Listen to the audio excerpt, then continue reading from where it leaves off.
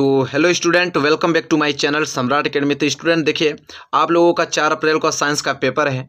तो इसमें आप लोगों को मैं जैसे विद्युत का न्यूमेरिकल था, मैंने अलग वीडियो में आप लोगों को बताया था बहुत अच्छे तरीके से। जितने भी विद्युत के न्यूमेरिकल थे सब हमने एक ही वीडियो में इंक्लूड करके आप लोगों को समझाया था अच्छे तरीके से। उस वीडियो को नहीं देखे हैं तो जाके प्लेलिस्ट में देख लीजिए।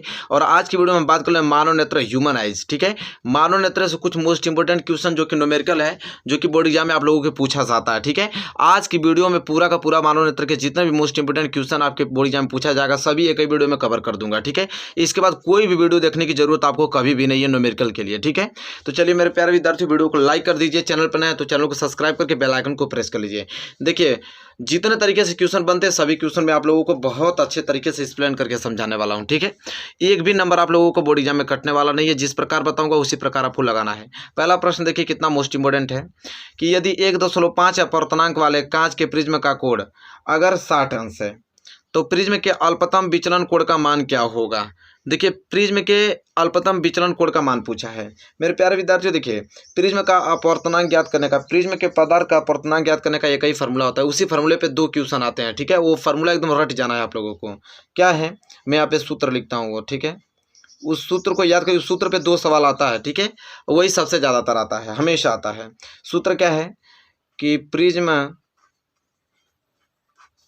प्रिज्म के पदार्थ का अपवर्तनांक,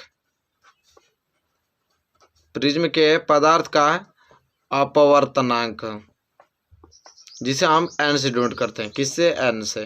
तो n बराबर फार्मूला क्या होता है, sine a plus sigma m और बटे में 2, फिर पूरे के पूरे बटे में होता है साइन a बटे 2। अब ए क्या है यहाँ पे, तो ए आपका प्रिज्म कोण होता है और सिग्मा एम आपका अल्पतम विचलन कोण होता है। ठीक है, अब इस क्वेश्चन को हमें सॉल्व करना है। तो इस क्वेश्चन में देखिए हमको दे क्या रखा है, यदि 1.5 अपवर्तनांक मतलब एन का वैल्यू आगे से दे रखा है, एन बराबर 1.5 दे रखा है। कांच के प्रिज्म का कोण मतलब ए बराबर, ए कोण दे दिया है कितना, 60 अंश, क्योंकि प्रिज्म का कोण ए को डिनोट करता है।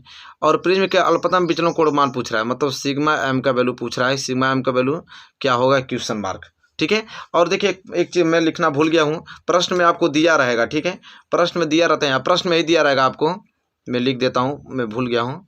वो लिखता है कि साइन 49 अंश दिया रहेगा कि साइन 49 अंश का वैल्यू 0.75 आप ले सकते हैं। वो क्वेश्चन में दिया रहेगा आपको कि साइन 49 अंश का वैल्यू 0.75 होता है। ठीक है, आप लिख सकते हैं। तो आप देखिए, अब इस क्या करना है हमको, क्या इसी वैल्यू पे रख देना है जो आपका फार्मूला सेट हुआ है। तो एन बराबर कितना दिया है, 1.5 रख देंगे, बराबर साइन है, साइन उतार दीजिए। ए कोण कितना दिया आपका, 60 अंश, प्लस सिग्मा एम तो हमको ज्ञात करना ही करना है, और बटे में आपका है 2, फिर पूरे के पूरे बटे में क्या है आपका साइन a/2। ए का वैल्यू कितना आपका 60 अंश, 60 अंश बटे कितना हो जाएगा, 2 हो जाएगा। अब इसे हल करेंगे तो हो जाएगा 1.5 बराबर साइन 60 अंश, इसको अलग अलग लिख सकते हैं, 60 अंश बटे 2 और प्लस सिग्मा एम बटे 2 अलग अलग लिख सकते हैं बिल्कुल भी। और ये हो जाएगा, कैंसिल कर देंगे तो क्या बच जाएगा आपका साइन 30 अंश, साइन 30 अंश।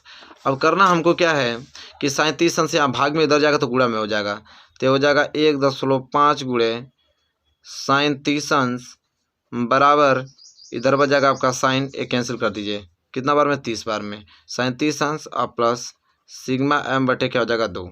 अब हो जाएगा 1.5 गुणे साइन 30 अंश का वैल्यू होता है 1/2।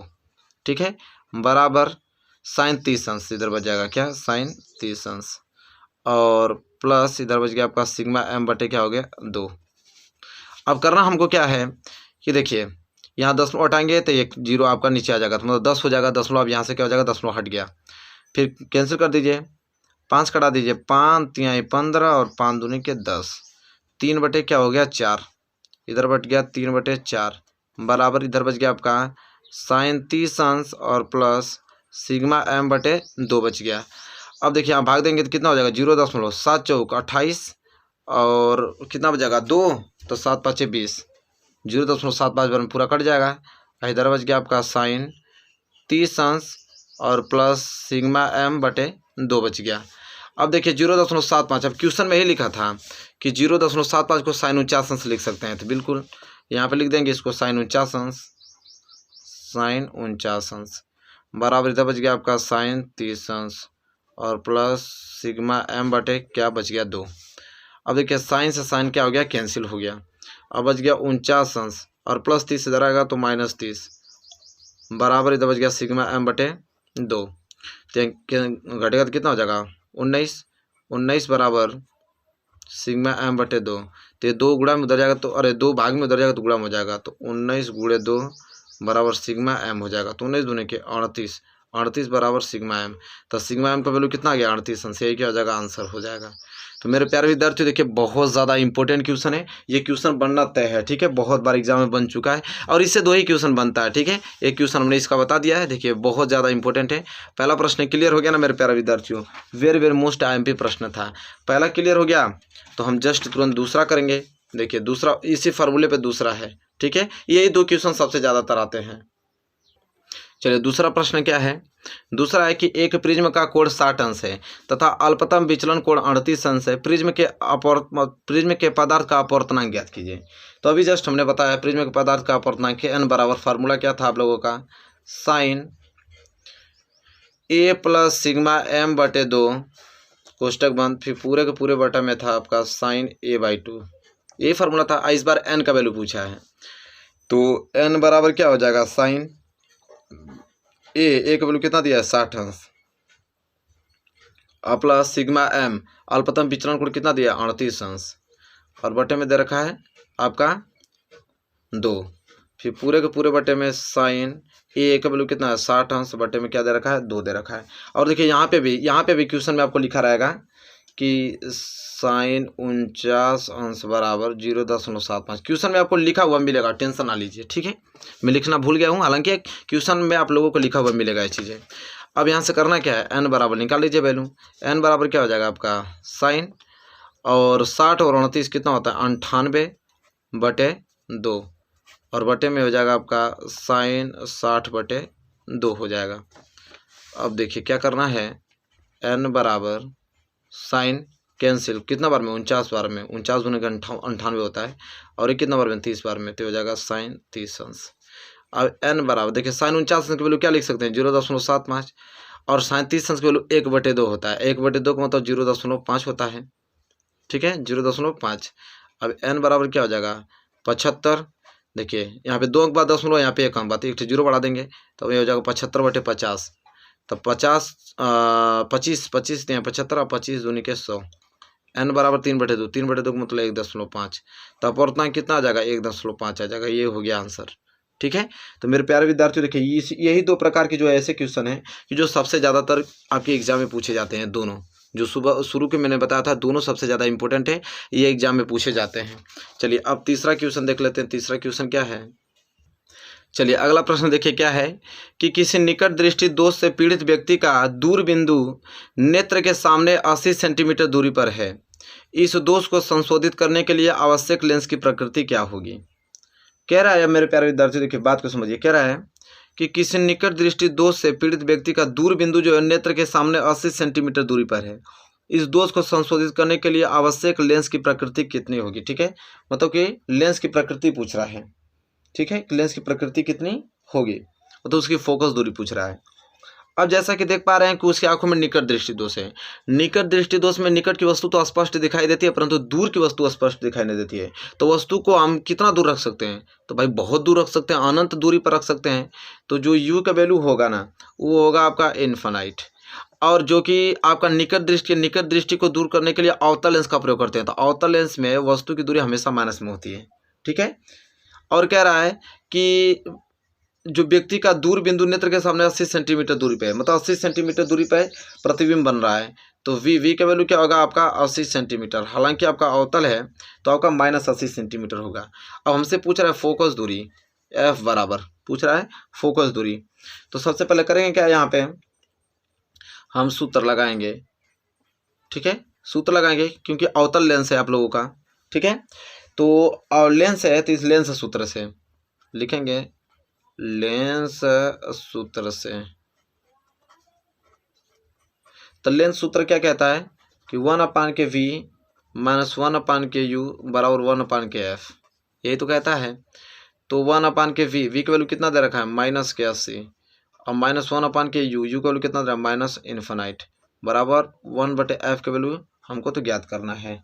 ठीक है, तो क्या हो जाएगा यहाँ पे 1/-80 माइनस माइनस प्लस 1/इन्फिनाइट बराबर 1/80 और 1/f। अब देखिए 1/इन्फिनाइट का तो वैल्यू कुछ होगा नहीं, तो बच जाएगा इधर आपका क्या 1/-80, 1/-80 बराबर क्या होगा 1/f। ठीक है, f को ऊपर कर दिया जाए तो 80 भी ऊपर चल जाएगा, तो 80 f बराबर क्या हो जाएगा 80 सेंटीमीटर। ठीक है, 80 सेंटीमीटर। अगर मीटर में ज्ञात करें तो मीटर में क्या हो जाएगा 0.8 मीटर हो जाएगा, 0.8 मीटर फोकस दूरी इसका हो जाएगा। ठीक है, यही हो जाएगा इसका आंसर। तो मेरे प्यारे विद्यार्थियों, अगर वो दोनों नहीं आएगा तो इसमें से क्वेश्चन आएगा। ठीक है, लेकिन बाहर नहीं जाएगा, मैं वादा करता हूँ आप लोगों से। ठीक है, तो ये तीनों क्वेश्चन अब तक हमने बहुत अच्छे तरीके से आप लोगों को सॉल्व कर दिया। चलिए क्वेश्चन नंबर 4 की तरफ बढ़ चलते हैं।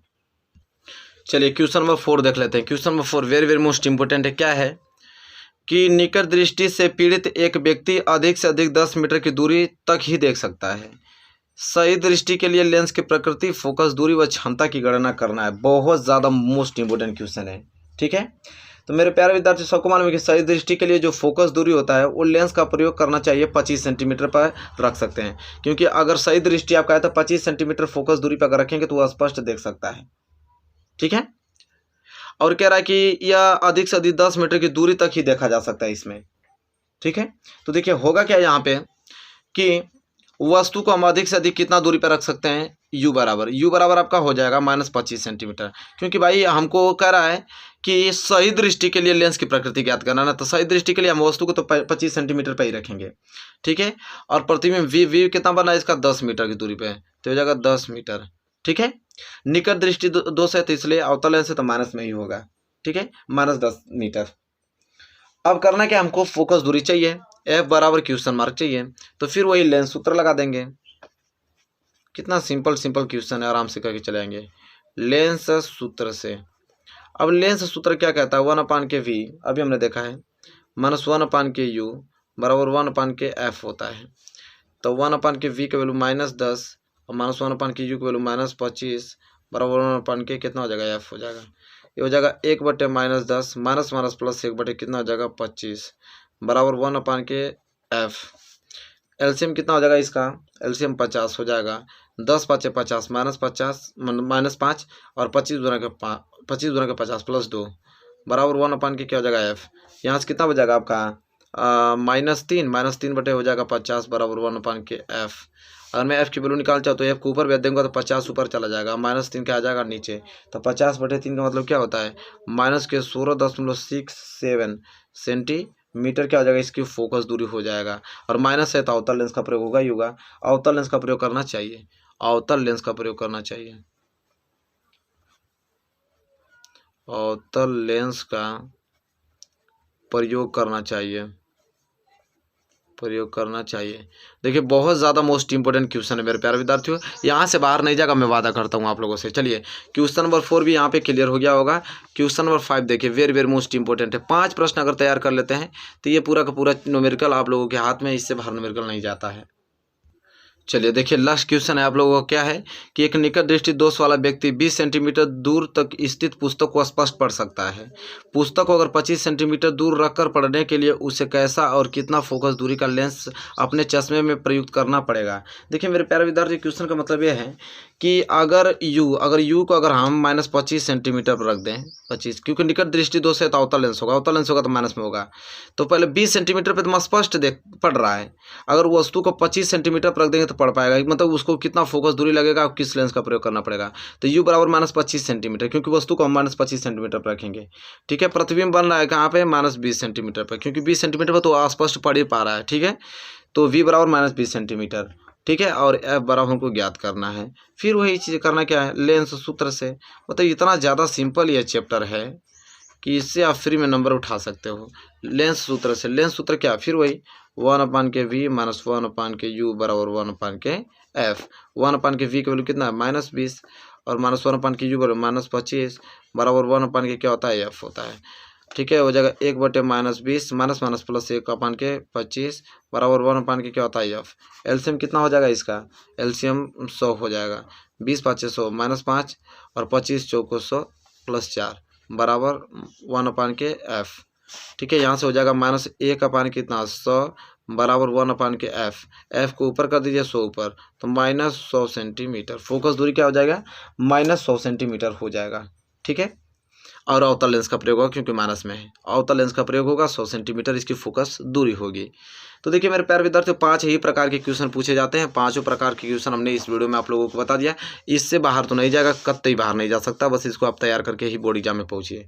चलिए, वीडियो पसंद आए तो लाइक कीजिए, और चैनल पर नए हैं तो चैनल को सब्सक्राइब करके बेल आइकन को प्रेस कर लीजिए। मिलेंगे प्यारे से नेक्स्ट वीडियो में, तब तक के लिए धन्यवाद।